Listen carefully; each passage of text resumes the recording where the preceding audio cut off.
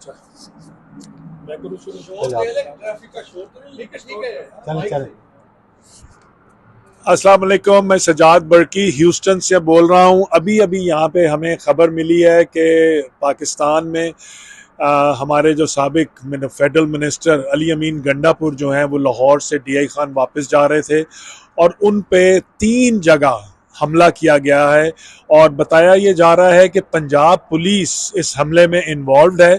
पहले एक जगह पे उनको हमला किया गया, फिर जब वो सेकंड एक चेक पोस्ट के पास पहुंचे तो वहां पे, और ये भी बता रहे हैं कि उसमें 3 लोग एक गाड़ी समेत गायब हैं जिनका अभी तक पता नहीं है।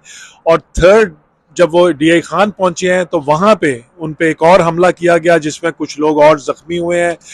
बहुत ही तशवीशनाक ये बात है। ये पाकिस्तान लगता है कि जंगल का कानून उस मुल्क में बन गया है और हम इसको यहाँ पे बैठ के बड़ी तशवीश के साथ बहुत पुरजोर तरीके से कंडेम करते हैं और वहाँ की हुकूमत और फौज के डिमांड करते हैं कि इन चीज़ों को देखा जाए, रोका जाए। This is not what Pakistan is all about. अस्सलाम वालेकुम जी। अभी अभी बिल्कुल अली अमीन गंडापुर से हमारी खुद बात हुई है।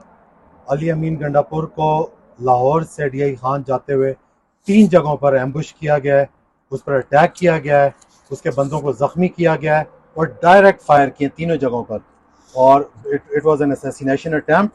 हम इसकी पुरजोर मजम्मत करते हैं और मैं दोबारा वही बात करता हूँ कि अगर अरशद शरीफ के कातलों को सज़ा दे दी जाती तो आज पाकिस्तान में हमें ये दिन ना देखने पड़ते।